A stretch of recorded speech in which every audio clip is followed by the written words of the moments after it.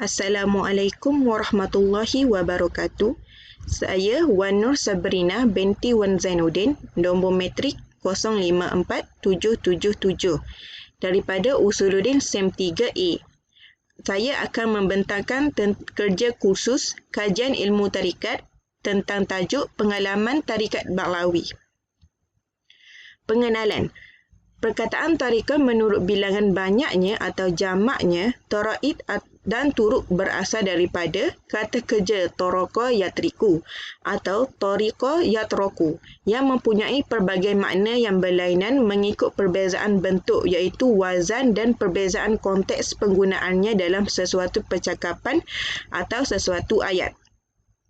Yang dikatakan dengan perkataan tarikat adalah dengan maksud jalan. Ada juga menyebut dengan perjalanan menuju kepada Allah. Sama ada disebut tarik atau tarikat, ianya merupakan sama seperti dengan nama sirah dan mazhab. Tarikat juga datang dengan makna hal seperti dikatakan dia dalam keadaan baik atau sebaliknya. Ada juga menyebut tarikat kaum dengan maksud yang terbaik dan terpilih di kalangan mereka. Maka, tariqah ini lebih kepada perjalanan hati dalam menuju ma'rifatullah dan mardatillah. Pendahuluan. Beliau telah mengamalkan tarikat Alawiyah. Semasa beliau menjalani pengajian di Mesir, beliau telah berguru dan diterbiah dengan Syekh Yusuf Muhyiddin Al-Bahar Al-Hasani. Beliau juga telah berguru dengan Al-Habib Umar bin Muhammad bin Salim bin Hafiz dan diajarkan tentang tarikat Alawiyah di Zawiyah Al-Habib Umar. Tarikat Alawiyah merupakan tarikat yang mudah, tidak perlu berbai'ah dan seadil-adil tarikat bagi mengikuti jalan Rasulullah SAW, ahli keluarganya, para sahabat dan tabi'in dalam menuju redha Allah Subhanahu Wa Taala. Nama tarikat Ba'lawi dinamakan dengan tarikat Ba'lawi adalah kerana jalur keturunan Rasulullah SAW dari Sayyidina Husain bin Ali memiliki nama kabilah yang ramai, antaranya Al-Idrus, Al-Attas, Al-Haddad, Al-Habshi bin Yahya bin Salim bin Tahir bin Saudan, Al-Alan, Jamalul Lail, Baharun dan sebagainya. Pengasas tarikat Ba'lawi. Pengasas tarikat Ba'lawi ialah Al-Faqih Muqaddam Muhammad bin Ali Ba'lawi, merupakan generasi yang ke-18 sampai kepada Rasulullah SAW. Beliau mendapat ilmu tasawuf melalui guru secara ruhiyah iaitu Imam Abu Madian Al-Maghribi yang tinggal di Maghribi tanpa bertemu dengan beliau secara zahir. Latar belakang pengamal tarikat. Nama diberi Muhammad Hafiz bin Umar bin Ahmad bin Abdurrahman bin Abdullah bin Zain bin Muhammad bin Zainal Abidin bin Husain bin Mustafa bin Sheikh bin Muhammad Mustafa bin Ali Zainal Abidin bin Abdillah Al-Awsat bin Sheikh bin Abdullah bin Sheikh bin Abda Al-Idrus. Beliau dilahirkan di Terengganu pada tahun 1982. Pendidikan awal beliau di Sekolah Kebangsaan Pusat Cabang 3 dan meneruskan pengajian beliau di Ma'had Muhammadiyah Lelaki di Pengkalan Cepa selama beberapa bulan.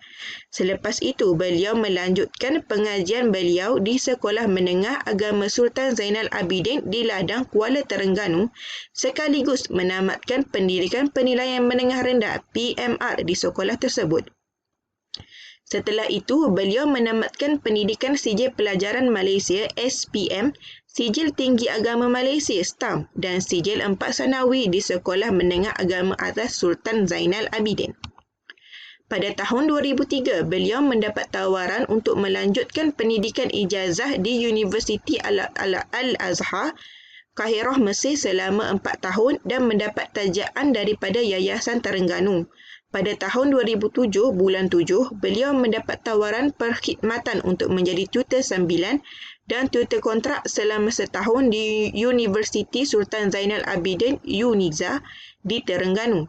Selepas beberapa bulan dalam perkhidmatan tutor kontrak, beliau telah mendapat tawaran melanjutkan pendidikan master di International Islamic University Malaysia IIUM atau juga dikenali sebagai Universiti Islam Malaysia UIA di Selangor dan mendapat tajaan beasiswa dari Skim Latihan Akademik Bumi Putra SLAB, tajaan Malaysia. Selepas tamat pengajian Universiti Islam Malaysia UIA, beliau mendapat tawaran untuk berkhidmat sebagai pensyarah tetap di Universiti Sultan Zainal Abidin UNIZA pada tahun 2013 sehingga kini. Semasa berkhidmat sebagai pensyarah, beliau melanjutkan pendidikan Doktor Falsafah PhD pada tahun 2018 di universiti yang beliau menjalani perkhidmatan pensyarah iaitu Universiti Sultan Zainal Abidin UNIZA. Selepas pendidikan Doktor Falsafah PhD tamat, beliau telah mendapat tawaran untuk berkhidmat sebagai pensyarah Pusat Pengajian Syariah di universiti yang sama pada tahun 2020, namun beliau diminta untuk lapor diri pada bulan 3 tahun 2021. Pengalaman beliau dalam tarikat adalah pada awalnya beliau tidak terasa ingin mempelajari dan mendalami ilmu tarikat kerana beliau belum tahu secara umum apa itu tarikat dan beliau juga tidak mengenali mana-mana guru yang mengamalkan ilmu tarikat. Tetapi disebabkan usaha beliau untuk sering berdamping dengan ramai ulama, beliau telah didedahkan dengan ilmu tarikat semasa beliau sedang melanjutkan pengajian. Hal ini telah menyebabkan beliau telah terdetik untuk mempelajari ilmu tarikat secara mendalam. Langkah mendalami ilmu tarikat. Langkah beliau untuk terus mempelajari ilmu tarikat secara mendalam adalah dengan sentiasa berdamping dengan guru atau ulama yang tahu atau arif tentang ilmu tarikat tersebut. Beliau menjelaskan bahawa tarikat adalah suhbah iaitu berdampingan yang mana membawa maksud berdamping dengan orang yang sebelum kita. Hal ini kerana jika kita ingin mendalami sesuatu ilmu yang tidak arif atau tahu, kita hendaklah berdampingan dengan guru atau ulama yang arif atau tahu tentang ilmu tersebut secara mendalam seperti ilmu tarikat. Jika kita ingin mendalami ilmu tarikat dengan baik dan benar, kita mestilah berdampingan dengan guru atau ulama yang arif tentang ilmu tarikat tersebut supaya kita berada di jalan yang benar dan mendalami ilmu dengan lebih lancar dan mendalam. Konsep suhbah dalam tarikat.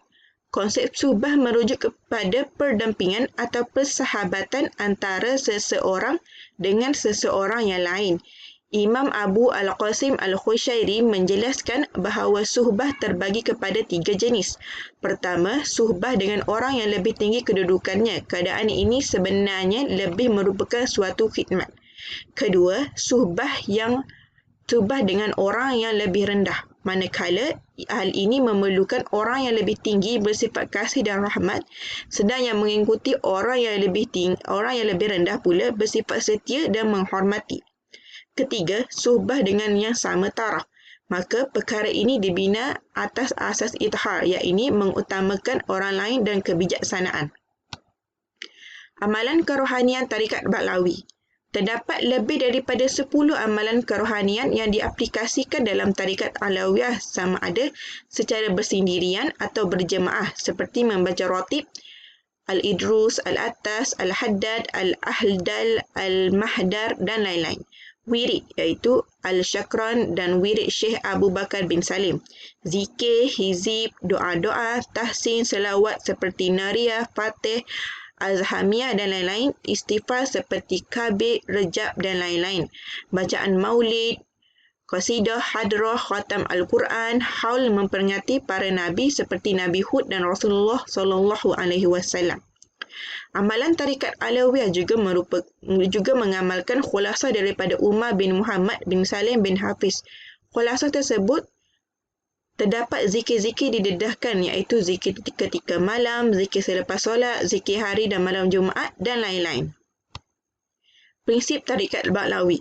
Imam al-Muhaqqiq Habib Ahmad bin Zain al-Habsyi menyatakan tarikat ini memiliki 5 prinsip utama iaitu ilmu, amal, khauf, iaitu takut dan mengharap hanya kepada Allah Subhanahu wa taala, wara, iaitu memelihara diri dari sifat dan perbuatan mazmumah, ikhlas, iaitu suci hati semata-mata kerana Allah. Habib Alwi bin Tahir Al-Haddad menyatakan tarikat ini terdapat 4 prinsip iaitu yang pertama ilmu, yang kedua amal, yang ketiga tahalli iaitu menghiasi diri dengan sifat mahmudah, yang keempat takhalli iaitu mengosongkan diri dari sifat mazmumah. Pandangan terhadap tarikat lain. Beliau memberi penjelasan bahawa apa konsep sesuatu tarikat itu dipelajari. Beliau menjelaskan konsep sesuatu tarikat adalah untuk kita mengenal dan mendekati Allah dengan lebih dekat. Tarikat adalah satu ilmu untuk Allah menguji hambanya bahawasanya adakah hambanya ini kenal akan Allah. Penjelasan kenal di sini bukanlah maksud umum, tetapi adakah kita mengenal ma'rifatullah dan sama ada kita melakukan segala perintah Allah dan meninggalkan larangannya. Oleh itu, jika ini diberi pendapat, kita harus pastikan apa keperluan dan kepentingan dalam mendalami atau mempelajari ilmu tarikat dalam kehidupan kita dan harus pastikan apakah hakikat sebenar tentang ilmu tarikat yang dipelajari. Nasihat dalam bertarikat. Nasihat yang diberi oleh beliau untuk mempelajari atau mendalami ilmu tarikat adalah hendaklah mentahqiq makna suhbah dalam tarikah mereka kerana suhbah atau berdampingan itu amat penting untuk mempelajari sesuatu ilmu, apatah lagi ilmu yang tarikat yang mana memerlukan bimbingan yang benar dan jelas. Di samping itu, hendaklah memastikan kepentingan mengamalkan ilmu tarikat dalam kehidupan kita supaya ilmu tarikat yang diamalkan sampai dalam diri dan menzahirkan hakikat tarikah yang sebenar. Oleh itu, kita hendaklah mengetahui secara jelas sesuatu ilmu semasa mempelajari dan memahami supaya kita tidak terlandas dan terpesong dalam mendalami ilmu tersebut. Seperti mana ilmu tarikat yang sangat mementingkan suhbah iaitu berdampingan dengan ulama yang arif atau pakar dalam ilmu tarikat. Kitab rujukan tarikat. Kitab yang dirujuk oleh beliau semasa mendalami dan memahami ilmu tarikat adalah yang pertama, Kitab Majmu' karya Abdullah bin Abi Bakri Al-Aidrus. Yang kedua, Al-Manhaj Al-Sawi Syarah Usul Tariqah Al-Sadah Ali Ba'lawi karya Habib Zain bin Ibrahim bin Sumait. Yang ketiga, Kitab Al-Awrad Hasaniyah Mubarakah karya Imam Habib Yusuf Al-Bakhar Al-Hasani. Yang keempat, Al-Hadaik Al-Wardiyah Fi Ajillah Al-Nashabadiyah karya Abdul Al-Majid bin Muhammad Al-Khani. Kesimpulannya, tarikat Alawiyah merupakan salah satu daripada tarikat yang muktabar menuju keredaan Allah Subhanahu wa taala. Kekuatan tarikat ini adalah daripada sudut nasab keturunan sampai kepada baginda Rasulullah sallallahu alaihi wasallam dan dalam pelaksanaan ibadah mereka kepada Allah Subhanahu wa taala. Tarikat ini adalah tarikat yang mudah menyerap dan diterima baik kebanyakan masyarakat Islam Nusantara. Tarikat Alawiyah juga disifatkan sebagai satu manhaj iaitu metodologi dakwah yang mudah bagi seseorang untuk berubah ke arah kebaikan tanpa rasa bebanan dan tekanan. Hal ini kerana tarikat Alawiyah mementingkan mahabbah yang dibawa oleh seseorang tanpa bebanan iaitu amanah dan tanggungjawab tentang tarikat Alawiyah. 5 prinsip asas tarikat yang memastikan bahawa perjalanan tarikat yang dibawa jelas dan mengambil langkah demi langkah bagi memastikan perjalanan mereka tidak sesat dan terpesong dari jalan yang lurus dan benar. Sekian daripada saya. Assalamualaikum warahmatullahi wabarakatuh. Terima kasih.